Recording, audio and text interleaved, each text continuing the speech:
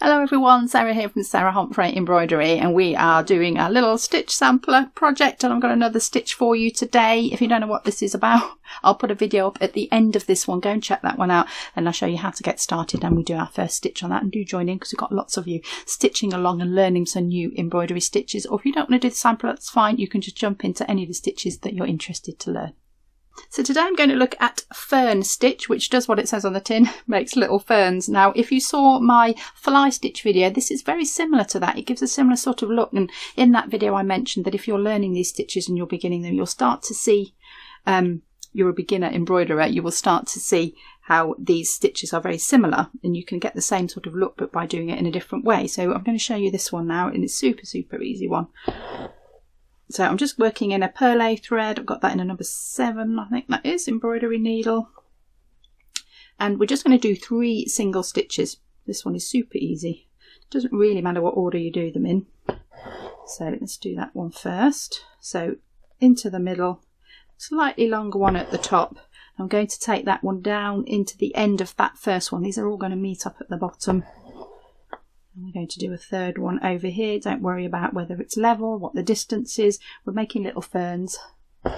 They will vary, they'll look different, so don't worry too much about that. So this one goes down into the end as well. So we've got a little group of 3 stitches. That's an individual fern stitch. So I'll do a couple more of those.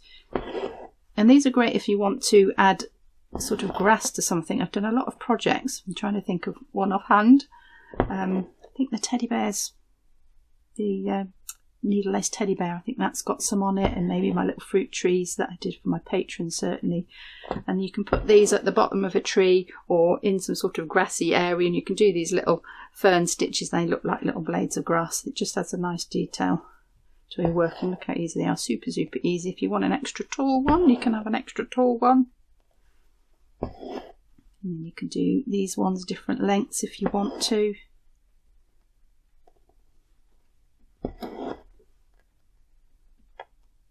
Come up in different places. They haven't got to be regular. Look like little birds, bird prints, the way I'm doing them. And I've done them in pink, but yeah, if you did them in green, obviously they'd look a bit more like ferns and grass. But you could do them different colours. They'd be great underwater sea plants. That would look really good. Don't have to do them all that way up. You could do them the other way up as well if you want a different effect, and just to create some texture. You could use it like seeding. You could dot them around and just have a little decorative stitch just to fill in an area if you want to some of that background to show through. So lots of things you can do with this stitch, and you can also do it in a row and use it to cover the edge of the fabric. So I'm going to do that down here now, and we're going to cover up that raw edge. So I've got 2 raw edges here actually, so I'm going to try and be clever and cover them both up in one go. So let's go down the middle. So let's put our straight middle stitch in first, and we can come up to the left, and in that fabric down into the end of that first stitch, across to the other side up in that fabric, and down into the end of that one. So that's our first stitch. We've got those both caught in. And then if you want to do a row of this, so like we did with the fly stitch, if you saw that one, you can now come up here and go down at the end of that one. So that's our first middle stitch, and then you could do the same as before. You can come up to the side, down into the end of that one, up to the side, down into the end of that one. And this is where they start to look a little bit similar to other stitches. This looks a little bit like the fly stitch. It's sort of a bit flatter than the fly stitch, because the fly stitch we're coming out of a loop, it raises it up a little bit, but this one's a bit flatter, so it gives you a slightly different effect. But if you do them a bit wider apart like that, they do look more like ferns. You could put a little curve on it as well. You don't have to do it straight.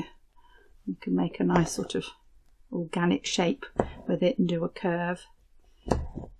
And I'm doing each individual stitch separately, but you could do it as a back stitch and add these little stitches on. So I'll actually show you that, and we'll do that in our hand on the other sampler. But I'm just going to take that to the end here. So a really nice one for holding down the fabric. It's doing that job really well. It's really securing these edges in place. If you're doing some slow stitching and you want to go over the edges, you don't like the frayed edges maybe, or you just want to try this for effect, this is a nice one for that. So let's just do the last one here. Down into the end of there, up in there, down into the end of there, and you can just weave it under some stitches and some of that fabric on the back. So let's go and do that by hand on the other sampler. So you can also join these stitches up, these fern stitches up, by doing a back stitch and then putting the side parts on. So I'm just going to do that down here. So we've got a video on back stitch if you want to know the details of how to do that. That's in this series of videos in the playlist for this stitch sampler, so do go and check that out. So I'm just going to do a little bit down here, and I'm going to catch this little piece of fabric down, this beautiful print here, to this one. So I'm going right near the edge with my back stitch. So that will do two things. So it will hold that little bit of fabric down, and it will make this nice decorative edge. So if you've already done some back stitch and you want to add to it, you could add this stitch to the back stitch you've already done if you want, and you can start to build up your stitches and see how that you can add to your stitch repertoire and add to your skills just by changing the stitches as you learn more techniques. So what I'm going to do now is I'm going to come up in the middle, so that is the middle of that little back stitch that I've done, and I'm going to go down, hopefully you can see that, in between those two back stitches. So at the end of that one and at the end of that one, go down there, and that makes my fern stitch. So you could do all of the sort of stem of it, if you like, first in your back stitch, and then come on and put these little side stitches on as well. So whichever way you find easiest. It might find it easier this way if you want to actually hold down a piece of fabric. It's easy to put that back stitch in first, and that fabric's nice and firm and it's not going anywhere, and then you can come and add in the fern part afterwards. So lots of ways to do this, really simple stitch. You can put the stitches together, you can do them singly, you can do the back stitch first. There's no rules to break. Nobody's going to come after you and go, oh, you haven't done that right. Find the way that suits you and work in a way that suits you, and that's absolutely fine. So let's just put that last one in and I'll show you what that looks like. It's a really nice firm fern stitch. It's really solid. It's great for doing these edges. That fabric's not going to go anywhere. Look at that, that's beautiful. Really covers that edge up nicely. So if you're someone who doesn't like frayed edges, this might be the stitch for you. And that's what it looks like on the back. So lots of stitching there that I can just go under a few times to finish off my thread. Once, twice, let's go 3 for good luck. And then we can cut that off nice and close. That's nice and neat and smooth on the front and on the back.